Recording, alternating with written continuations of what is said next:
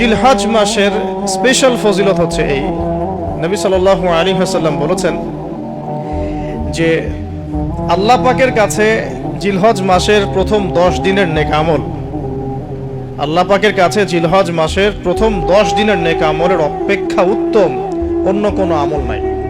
সাহাবীরা প্রশ্ন করলেন যে ওয়ালাল জিহাদু ফি সাবিলিল্লাহ ইয়া রাসূলুল্লাহ, আল্লাহর রাস্তায় জিহাদও কি নয়? নবী সাল্লাল্লাহু আলাইহি ওয়াসাল্লাম বলেন ওয়ালাল জিহাদু ফি সাবিলিল্লাহ, এমন কি আল্লাহর পথে জিহাদও নয়।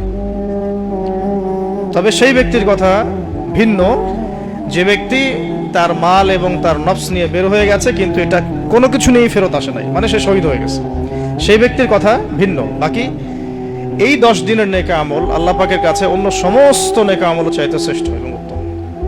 আল্লাহ পাক সূরা ফজরের মধ্যে এই 10 দিনের কথা বলেছেন, ওয়াল ফাজরি মানে প্রভাতের কসম বা ফজরের কসম, ওয়া লায়ালিন আশর এবং 10 রাতের কসম।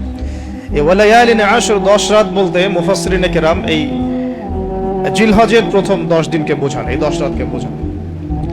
আবার সূরা ওয়াস সামাই যাতিল বুরুজ, আমরা সূরা বুরুজ পড়ি, ওয়াল ইয়াউমিল মাউউদ ওয়া শাহিদি ওয়া মাশহুদ, এখানে শাহিদ বলতে আরাফার দিনকে বোঝানো হয়, ওয়া মাশহুদ বলতে জুমার দিনকে বোঝানো হয়। তো এই আরাফার দিনও কিন্তু এই 10 দিনের মধ্যেই পড়ে গেছে। আরেকটা হাদিস এসেছে যে এই 10 দিনের মধ্যে যে আরাফার দিনটা আছে, এই আরাফার দিন সম্পর্কে নবী সাল্লাল্লাহু আলাইহি ওয়াসাল্লামকে জিজ্ঞাসা করা হচ্ছে, ইয়া রাসূলুল্লাহ এই দিনের ফজিলত কি? নবী করিম সাল্লাল্লাহু আলাইহি ওয়াসাল্লাম বলেন আহতাসিবু আলাল্লাহ, আমি আল্লাহর কাছে আশা করি যে এই দিন মানে আরাফার দিনের সিয়াম রোজা, এটা কি হবে?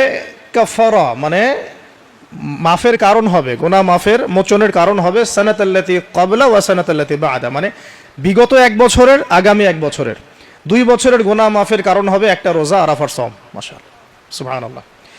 তো এই 10 দিন এর মধ্যেও পড়ে গেছে আবার হজ, এই 10 দিনের মধ্যেই পড়ে গেছে কি? হজ, হজও এর মধ্যে। আবার কুরবানি নাহার এটাও এর মধ্যে। তার মানে এমনি নর্মাল ইবাদত, নর্মাল বলতে আমরা গতানুগতিক যে ইবাদত করি, সালাত, সিয়াম, সাদাকা, হজ, আবার কুরবানি, আবার আরাফার দিন, সবকিছু মিলে এই 10 দিন বা 10 রাত একসাথে।